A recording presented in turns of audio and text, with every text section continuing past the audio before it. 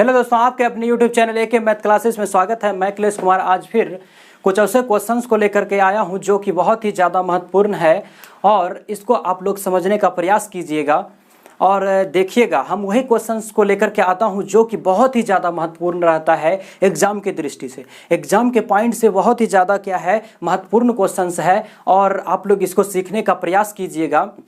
और इस चैनल पर नए होंगे तो चैनल को सब्सक्राइब कर लीजिएगा और बगल में बेल आइकन घंटी होगा, उस घंटी को भी दबा दीजिएगा। इससे क्या होगा कि जितने भी वीडियो अपलोड करेंगे सभी का नोटिफिकेशन आपके पास जाते रहेगा और आप उस वीडियो को देख पाएंगे। तो देखते हैं कि आज का सवाल क्या है। तो आज का सवाल है 30 संख्याओं का औसत 15 है, इनमें से प्रथम 18 संख्याओं का औसत 10 तथा अगली 11 संख्याओं का औसत 20 है, तो अंतिम संख्या होगी। देखिए इसमें बोल रहा है 30 संख्याओं का औसत 15 है, तो यहां पे लिखेंगे 30 संख्याओं का औसत कितना है 15, तो इनका योग कितना हो जाएगा। योग तो 15 गुना इस 30 को कर देंगे तो टोटल योग कितना हो गया 450। इनका योग कितना हो गया 450। और बोल रहा है प्रथम 18 संख्याओं का जो औसत है वह कितना है 10 है, तो डायरेक्ट लिख दिया। आप लोग समझ सकते हैं इसको। 18 संख्याओं का औसत 10 है तो इनका योग कितना होगा, तो 10 गुना 18 कर देंगे तो आपका योग कितना हो जाएगा 180। फिर आगे बोल रहा है अगली 11 संख्याओं का औसत जो है वह कितना है 22 है, 22 है। अगली 11 संख्याओं का औसत 20 है, कितना है 20 है, तो 20 गुना 11 कर देंगे तो इनका योग हो जाएगा 220। तो बोल रहा है कि अंतिम संख्या क्या है, अंतिम संख्या क्या है इसको हमको बताना है। टोटल 30 संख्या था और 18 संख्याओं का औसत 10 दिया था जिनका योग 180 हुआ और 11 संख्याओं का औसत 20 दिया था जिनका योग 220 हुआ। अगर हम 30 संख्याओं में से इन दोनों संख्याओं को घटा देंगे तो हमें क्या बचेगा, अंतिम संख्या बचेगा। तो इन दोनों को जोड़ेंगे तो कितना होगा 28 संख्या, और इन दोनों को जब जोड़ लेंगे तो कितना हो जाएगा 400। कितना हो जाएगा 400। तो इनको जोड़ेंगे तो कितना हो जाएगा 28। मतलब कहने का हुआ कि 28 संख्याओं का जो योग हो गया आपका कितना हो गया 400। 28 संख्याओं का योग जो हो गया कितना हो गया 400 हो गया। तो हमसे पूछा अंतिम संख्या क्या होगी, तो 30 में से 28 को घटा देंगे, 30 में से 28 को घटा देंगे तो कितना बचेगा 2 बचेगा। और 30 संख्याओं का योग 450 दिया था और 28 संख्याओं का योग 400 हुआ, तो घटा देंगे तो 2 संख्याओं का योग कितना बचेगा 50। तो आपका यही आंसर हो गया। पूछा था अंतिम संख्या क्या होंगे, तो अंतिम संख्या आपका क्या हो जाएंगे, अंतिम संख्या आपका 50 हो जाएंगे। बस आपका यही आंसर हो गया। आप लोग इसको स्क्रीनशॉट खींचिएगा तो खींच लीजिए, नहीं तो आगे बढ़ेंगे। चलते हैं आगे। अगर समझ में आता है तो लाइक कीजिए, थोड़ा सा दोस्तों में शेयर कर दीजिए, व्हाट्सएप हो फेसबुक हो। देखते हैं अगला सवाल। ए बी सी के वेतन का अनुपात 3:2:9 है। यदि सी को बी से 2100 रुपया ज्यादा मिलता है तो ए का वेतन बताइए। ए का वेतन बताना है। पहले लिख लेते हैं ए बी और सी का जो अनुपात दिया गया है वह क्या अनुपात दिया गया है 3:2:9। इनको x कर लेते हैं, सभी में x लिख देते हैं। तो यहाँ पे बोला था सी को बी से 2100 रुपया ज्यादा है, बी से 2100 रुपया क्या है ज्यादा है। किससे, इससे 2100 रुपया ज्यादा है, तो बी के पास 2100 रुपया कम होगा। इस बी के पास 2100 रुपया कम होगा, 2100 रुपया कम होगा और बराबर कितना लिखेंगे 9x। लेकिन दोनों बराबर नहीं होंगे क्योंकि 2100 रुपया तो कम हो गया ना।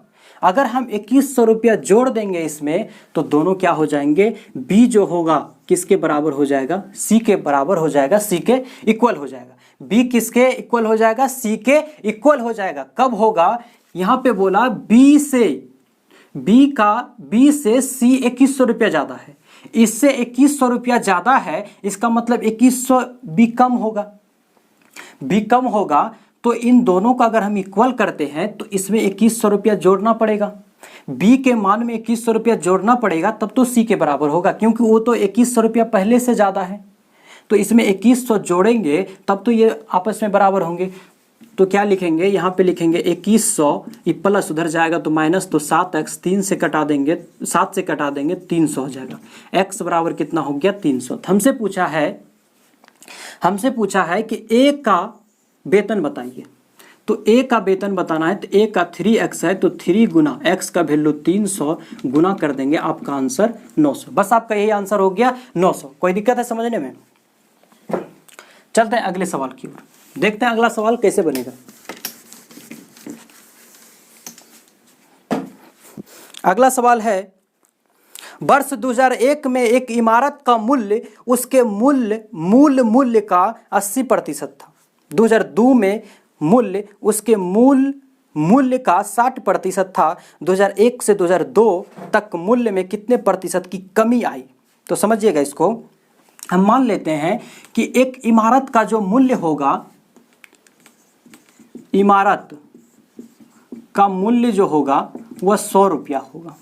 कितना रहा होगा? 100 रुपया रहा होगा। हमें नहीं पता, ऐसा हम मान लिए कि 100 रुपया रहा होगा। तो बोलता है 2001 में 80% मूल मूल्य का 80% था। मूल मूल्य का कितना परसेंट था? 80%, मतलब 80 रुपया। 80 रुपया था, 100 का 80% निकालेंगे तो 80 रुपया होगा। और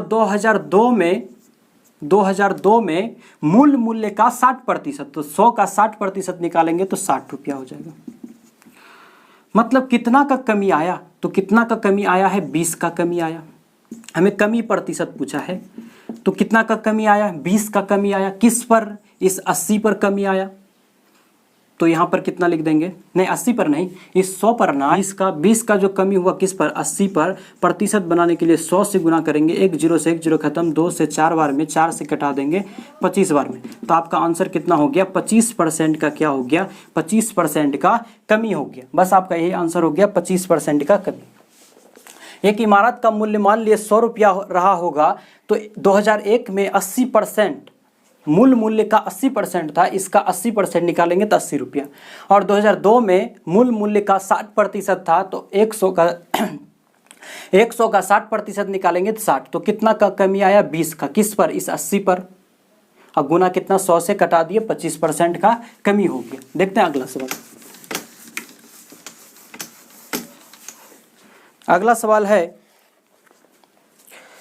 किसी दुकान में एक ऑफर के तहत 4 खरीदने पर एक मुफ्त में छूट प्रतिशत क्या होगा? 4 खरीदते थे और एक छूट देता था। कोई वस्तु हम खरीदने गए तो 4 वस्तु को खरीदे तो उस पर एक छूट दिया। इसका मतलब हम कितना वस्तु खरीद लिए?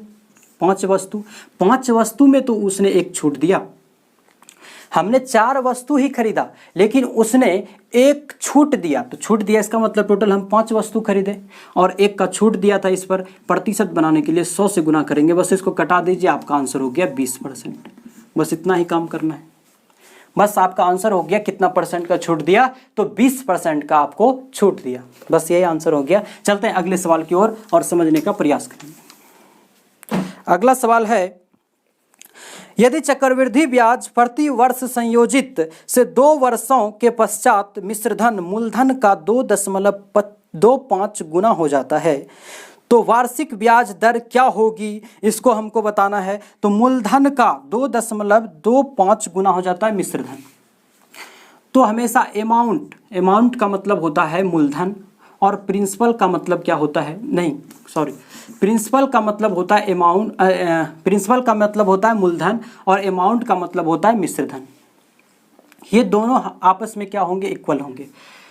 जब भी 2 वर्ष का सवाल पूछे और इस तरह का सवाल पूछता है तो कैसे बनाएंगे? मिश्रधन कितना हो जाता है? 2.25। अगर मूलधन 1 रहा होगा तो 2 वर्ष में मिश्रधन कितना हो गया? 2.25। अगर इसका दशमलव पॉइंट उड़ा देंगे तो 00 होगा, ये भाग में इधर आएगा तो गुना में 100 बराबर हो गया 225।